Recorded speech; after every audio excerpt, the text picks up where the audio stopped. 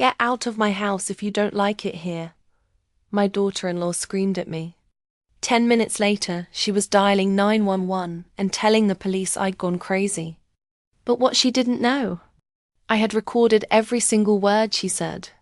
"Hi everyone, I'm going to tell you an unbelievable story about what happened when my son and his wife moved into my home.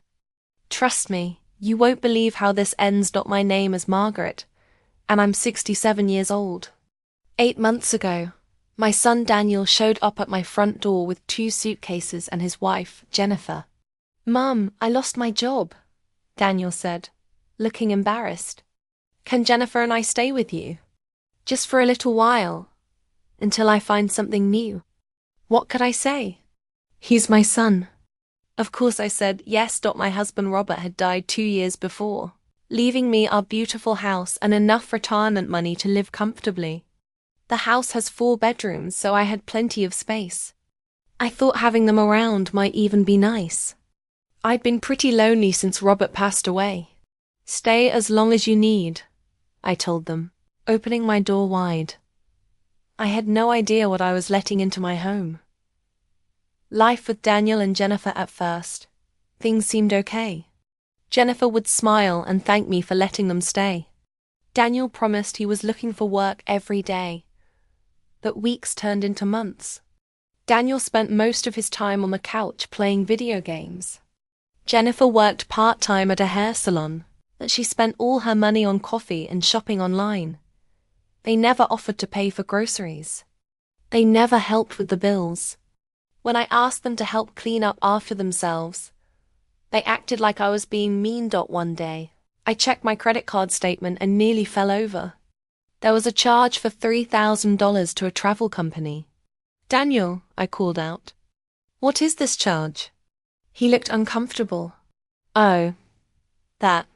Jennifer and I took a little vacation to Mexico. We needed a break from all the stress." "A break? You used my credit card without asking." "Mom, calm down.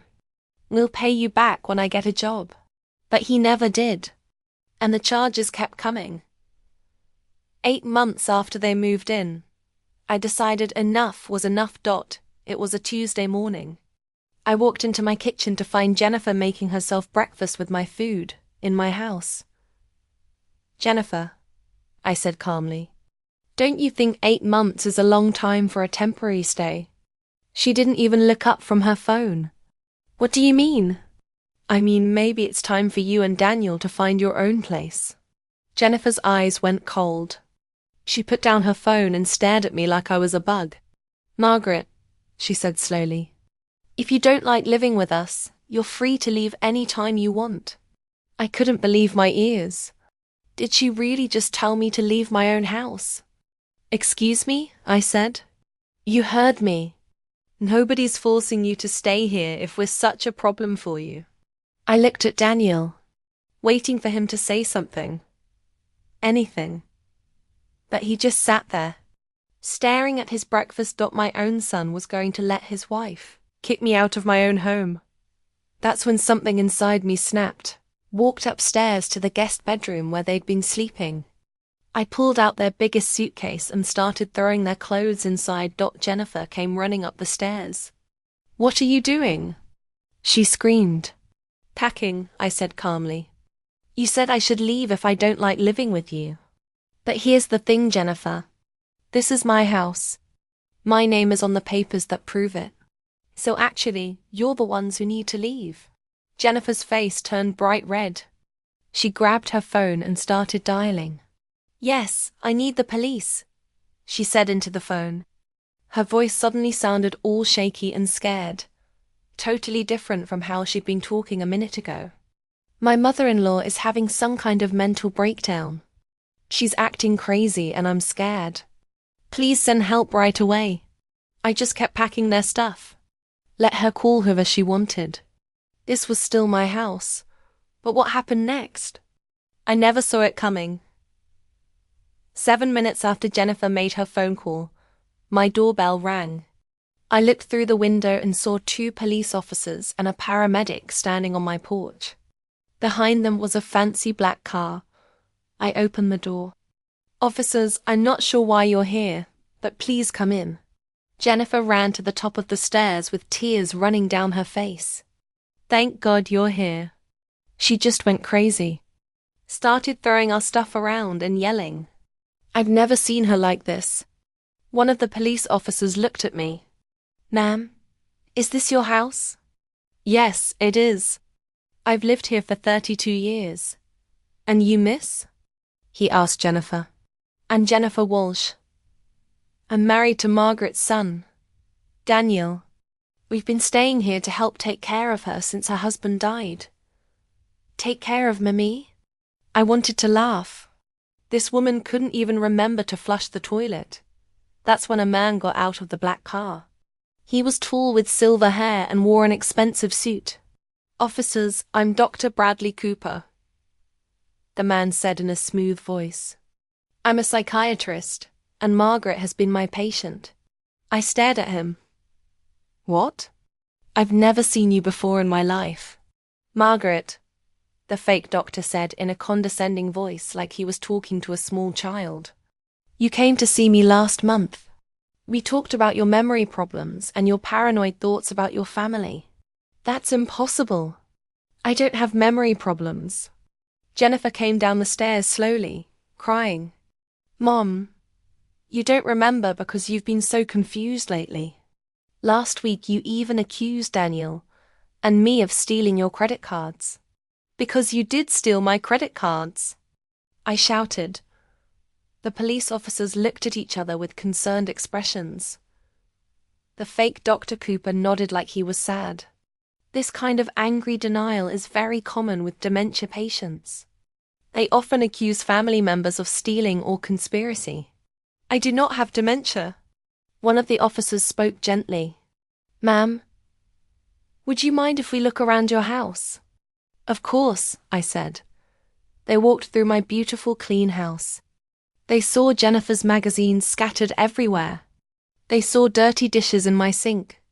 They saw their clothes thrown around the guest room where I'd been packing them. The fake doctor looked at everything and shook his head sadly. Margaret, can you explain why you were packing these items? Because Jennifer told me if I didn't like living with them, I could leave. I was helping them pack so they could leave my house. But these aren't your belongings to pack, he said softly. They're in my house. They've been here 8 months without paying a single dollar in rent. Jennifer sobbed loudly. She's been getting more and more angry about money. Yesterday she accused us of not helping, even though we buy groceries all the time.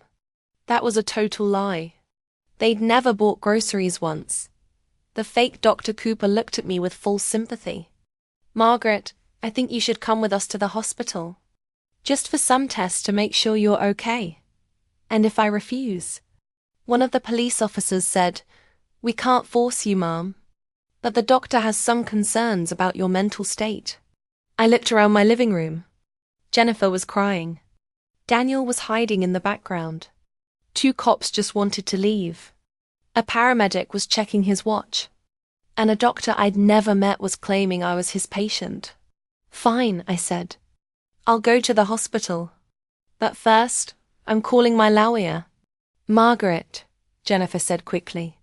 You don't need a lawyer. We're family. We just want you to get help. Family? The same family that was trying to kick me out of my own house. I picked up my phone and called Margaret Chun, the lawyer who had helped me when Robert died. Margaret, it's Maggie Walsh. I need you to meet me at the hospital. Apparently I'm having a psychiatric evaluation. What? Maggie, what's going on? I'll explain when you get there. Margaret Chen arrived 20 minutes later. She's a tough lawyer who doesn't take nonsense from anyone. She walked through my front door like a superhero in a blue suit. Which one of you is Dr. Cooper? She demanded. The silver-haired man stepped forward. I am. And you are? Margaret Chen, Mrs. Walsh's attorney. I just called the state medical board. Funny thing about Dr. Bradley Cooper. He had his license taken away 6 months ago for helping families lock up elderly people against their will. The room went completely silent. "That's impossible," Jennifer whispered. "Oh, it's very possible," my lawyer said coldly. "This man makes money by helping families commit elderly relatives so they can steal their money." The fake doctor ran for the door. The police officers started asking Jennifer a lot of questions, and I realized this was just the beginning of the story. The next morning, I sat in my lawyer's office while she showed me stacks of papers about Jennifer. "How long has this been building?" Margaret Chen asked me. 8 months officially. But I think Jennifer has been planning this since the day she met Daniel. My lawyer nodded. The fake psychiatric hold is a smart scam. Someone calls saying their elderly relative is having a breakdown. A fake doctor shows up and convinces the police the person needs to go to a psychiatric hospital. Once the person is committed, the family has 72 hours to start guardianship proceedings. Guardianship? What does that mean? It means they would have you declared mentally incompetent. Jennifer would become your legal guardian with control over everything. Your money, your house, your medical decisions. Everything. I thought about Jennifer's confident attitude yesterday. She'd seemed so prepared with her tears and her story. "She's been planning this," I said. Margaret pulled out another file. "I did some research on Jennifer last night. Before she married your son, she was married 3 other times." 3 times? She told Daniel she'd only been married once before. Her first husband was 72 years old. He left her his condo in Florida when he died of a sudden heart attack. Her second husband was 68. He left her his investment money after he fell down the stairs and died. Her third husband was 75. He signed over all his money to her just weeks before he was found dead in his swimming pool. My hands started shaking. And now she's married to my son, who's 42 and completely healthy. But his mother... Margaret let the sentence hang in the air. His mother is 67 with a paid-off house and lots of retirement money. I stood up and walked to the window. "What do we do?" "First, we install security cameras in your house today. Record every conversation. Second, we contact the police departments in the cities where Jennifer's other husbands died. And third," my lawyer smiled, "we give Jennifer exactly what she deserves." That afternoon, I went home to find Jennifer in my kitchen making a sandwich. She looked up when I walked in, trying to look concerned. "How are you feeling today, Mom?" she asked. Mom. She'd never called me that before yesterday. "I'm feeling quite well, thank you.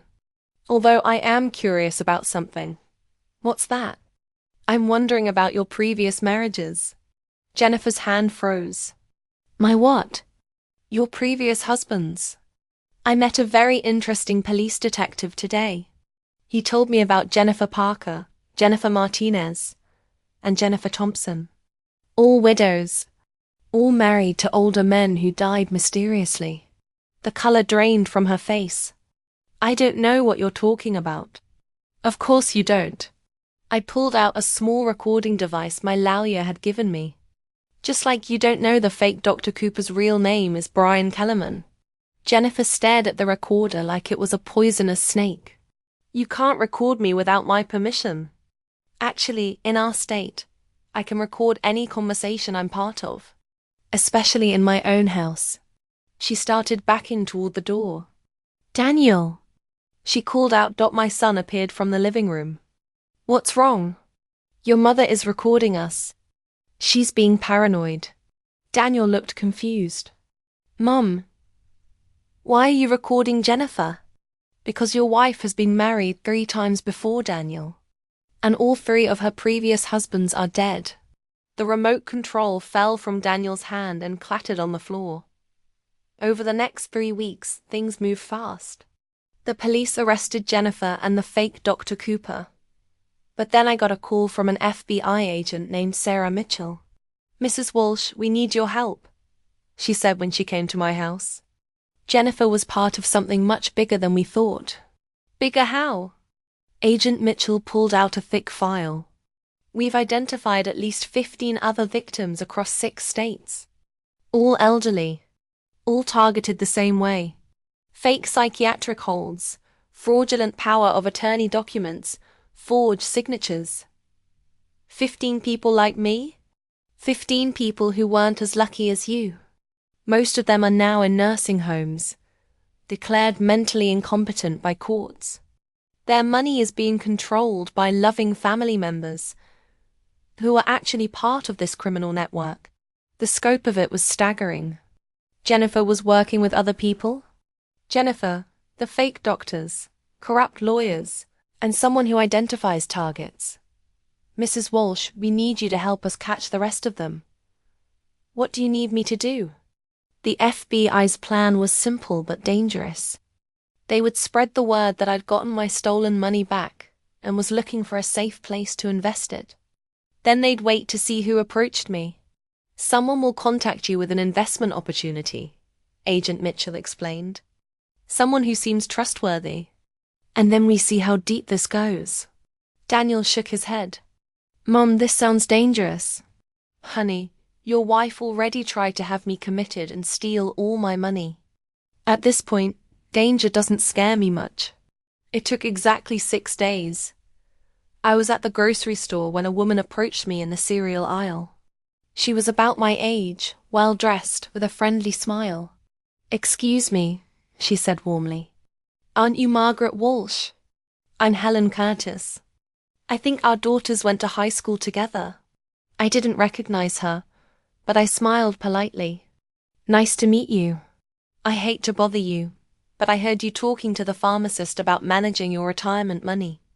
I recently went through something similar after my husband died. I hadn't been talking to the pharmacist about money. This was the trap being set. Oh, really? Yes, and I found the most wonderful financial advisor. He specializes in helping widows protect their money from family members who might try to take advantage. There it was. The hook. She handed me a business card. His name is Robert Davidson. He's helped so many women in similar situations. After she walked away, I immediately texted Agent Mitchell. Her response came back quickly. Perfect. We know Robert Davidson. He's been on our radar for months. 2 days later, Robert Davidson called me. He had the smoothest, warmest voice I'd ever heard. The kind of voice that made you want to trust him immediately. Mrs. Walsh, Helen Curtis suggested I reach out. She mentioned you might be interested in some secure investment options. We arranged to meet at his office. Agent Mitchell warned me before the meeting. Robert Davidson is sophisticated. He's been doing this for at least 3 years. He'll suggest a legitimate-seeming investment that requires signing over temporary power of attorney. Then you disappear into the system. How many people has he done this to? We think at least 20. Robert Davidson's office looked exactly like a real financial advisor's office. Expensive furniture. Diplomas on the walls. Family photos on his desk. If I hadn't known what I was looking for, I would have trusted him completely. Mrs. Walsh, thank you so much for coming in, he said with a grandfatherly smile. Helen spoke very highly of you. She seems lovely. She's one of my success stories, actually. When we first met, her stepchildren were trying to have her declared mentally incompetent. Now her money is completely protected. How did you manage that? Robert leaned forward like he was sharing a secret. There are legal strategies most people don't know about. Ways to protect your money that go beyond simple trusts. We can temporarily transfer your assets into a protective holding account while we set up what's called a senior asset shield. Temporarily transfer my money, just while the paperwork is processed. Usually takes about 2 weeks. During that time, your money is completely safe from any family members who might try to claim you're incompetent. I pretended to think about this. That sounds complicated. Not at all, Robert said with that warm smile. I handle everything. You just sign a few documents giving me temporary authority to move your money, and I take care of the rest. Helen went through the exact same process. And where exactly does my money go during this process?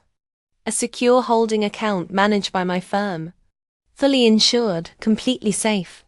You'll get statements showing exactly where every penny is. I nodded slowly. I see. And what happens if something were to happen to me during those 2 weeks? If I had a medical emergency or something? Well, that's the beauty of the system, Robert said smoothly. If you become unable to make decisions for any reason, the protective hold stays in place until you're able to manage your affairs again. Your family can't touch the money. Nobody can manipulate you into bad decisions. It's foolproof. I bet it was foolproof for him. Robert, I have to ask. This all sounds almost too good to be true. How do I know this isn't some kind of trick? His expression changed to look hurt. Margaret, I understand your concern. After what you've been through with your family situation, of course you're suspicious. But I've been helping seniors protect their money for over a decade. I can provide references, testimonials, whatever you need to feel comfortable. I'd like to think about it. Of course. But Margaret, I have to tell you. Based on what Helen mentioned about your recent troubles, time might be important here. If your family is already trying to challenge your ability to make decisions, every day we wait gives them more opportunity to build a case against you. The perfect pressure tactic. Create urgency based on fear. How quickly could we do this if I decided to move forward? I could have the paperwork ready by tomorrow. The whole process could be completed by Friday. 4 days to steal my life savings and make me disappear into the system. I'll call you tomorrow with my decision, I said, standing to leave Dot as I shook his hand goodbye.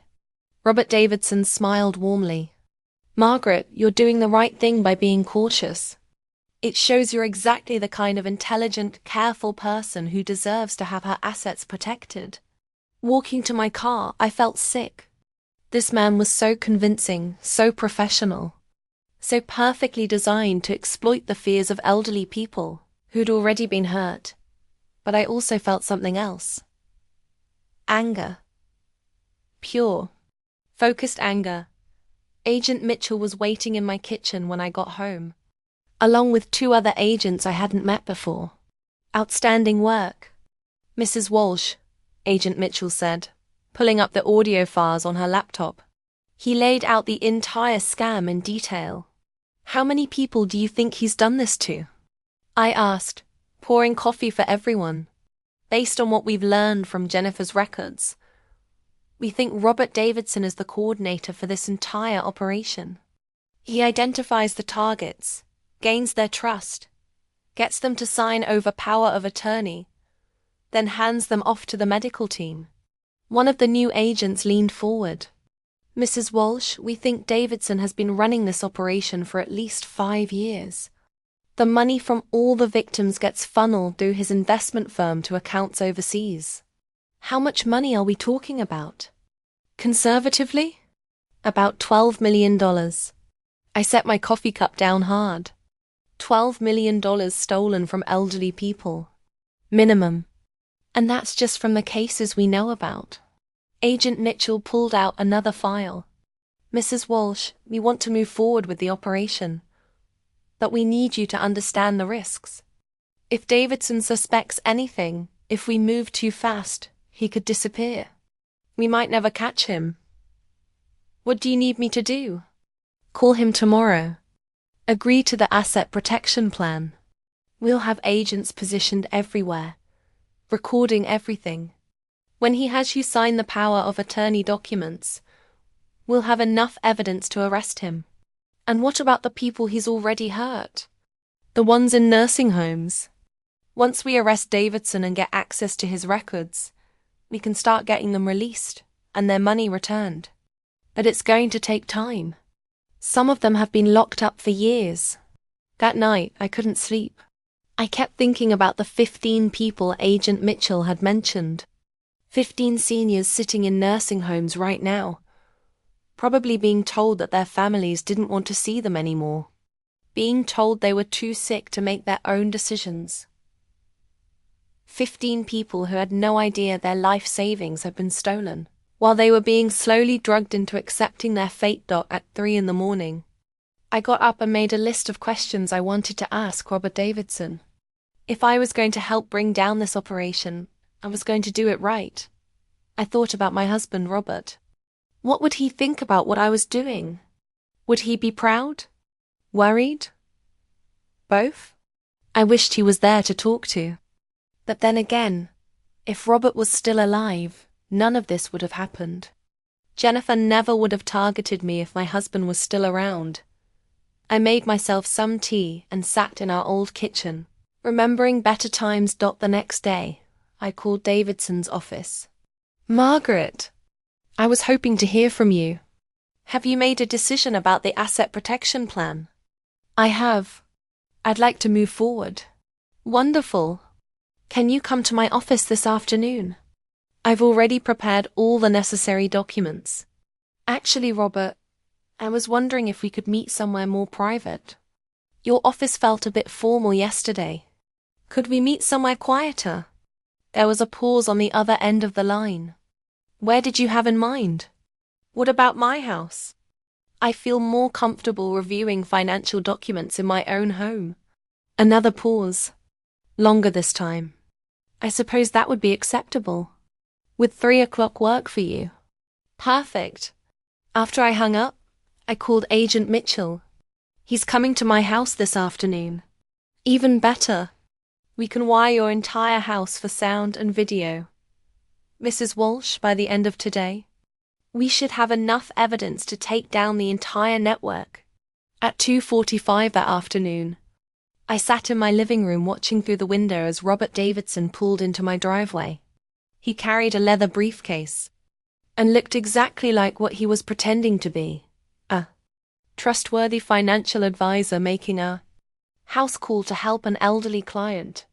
What he didn't know was that FBI agents were positioned in 3 houses on my street.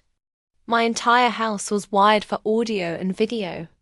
And the little old lady he was planning to victimize had already figured out his entire game.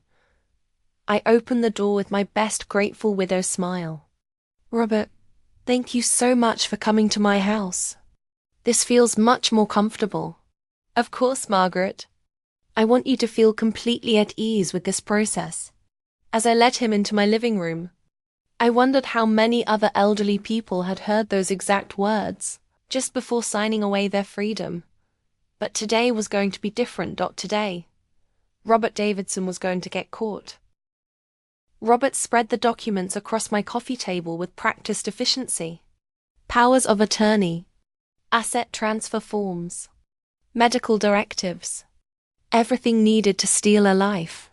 Now, Margaret, I want you to understand exactly what each of these documents does, he said in that warm voice. This first one gives me temporary authority to move your assets into the protective holding account. I picked up the power of attorney document and pretended to read it carefully. Robert, this language is quite broad.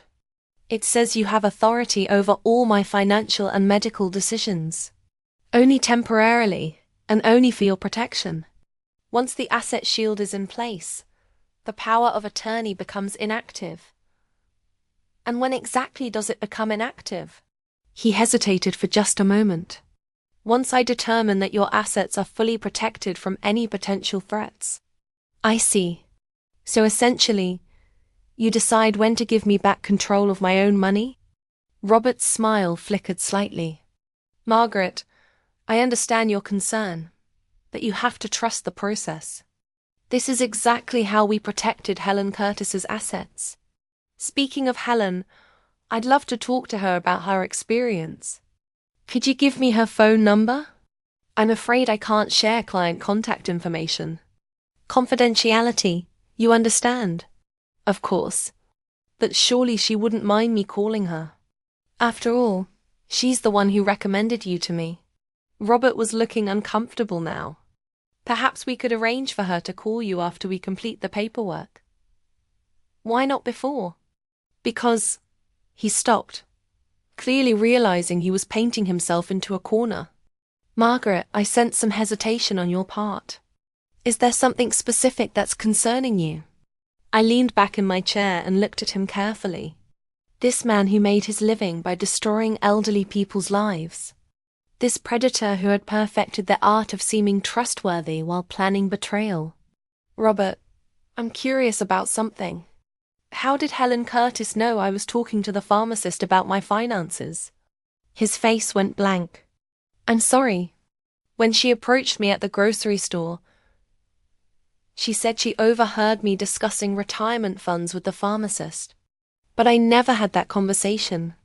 So how did Helen know to approach me? The friendly mask was slipping now. Margaret, I think you're overthinking this. Am I? Because I'm also curious about something else. You said you've been helping seniors for over a decade, but your business license was only filed 3 years ago. Robert started gathering up the documents quickly. I think perhaps this isn't the right time for you to make these kinds of financial decisions. Actually, I think this is the perfect time. I stood up and walked to my window. Robert, do you see that van parked across the street? He turned to look, and I saw his face go pale. That's FBI agent Sarah Mitchell. She's been listening to our entire conversation. Robert was on his feet now, stuffing papers into his briefcase frantically. This is entrapment. No, Robert. Entrapment is what you do to elderly people. This is justice. He was moving toward the door when it opened. And Agent Mitchell walked in, followed by 2 other agents. Robert Davidson, you're under arrest for elder fraud, identity theft, and conspiracy to commit kidnapping.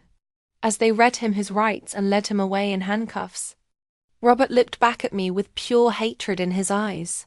You have no idea what you've done, he hissed. This is bigger than you think. Agent Mitchell closed the door behind them and turned to me with a smile. Mrs. Walsh, we couldn't have done this without you. What happens now? Now we use the information from Davidson's records to locate all the victims and start getting them released. And we follow the money trail to see how high this goes. The bigger picture 2 hours later.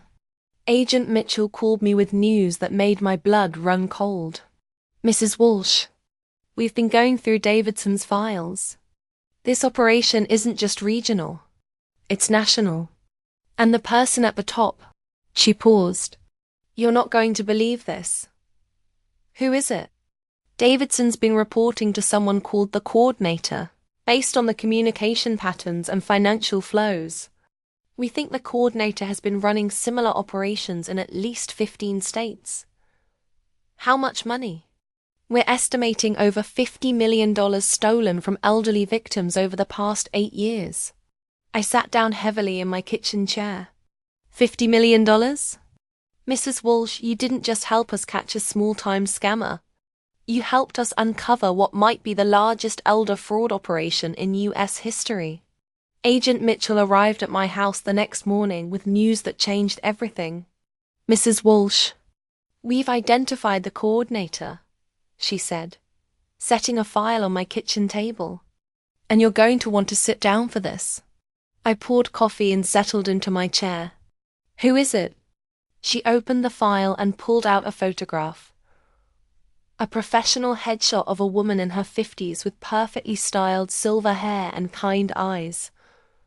I stared at the picture, confusion flooding through me. I don't understand. Who is this? Dr. Patricia Kellerman. She's been running the entire operation from a senior care consulting firm in Chicago. Kellerman?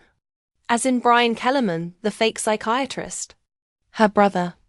But here's the part that's going to shock you. Dr. Patricia Kellerman is a real doctor. She's a licensed geriatrician who's been using her position in the medical community to identify and target victims. I studied the photograph more carefully. Something about the woman's face seemed familiar, but I couldn't place where I might have seen her. She uses her medical practice to identify elderly patients who are wealthy and isolated, Agent Mitchell continued. Then she refers them to what she calls specialized elder care coordinators, people like Robert Davidson. And her patients trust her because she's a real doctor. Exactly. Over the past 8 years, she's built a network of fake financial advisors, corrupt lawyers, and fraudulent medical professionals across 15 states. They've stolen over $50 million and placed more than 200 elderly people in secured facilities against their will. The scope of it was staggering. 200 people. We started making arrests across the country yesterday. We've recovered 37 victims so far, and we're working to locate the rest. Agent Mitchell pulled out another document. Mrs. Walsh, there's something else. We found your name in Dr. Kellerman's files. My blood went cold. What do you mean?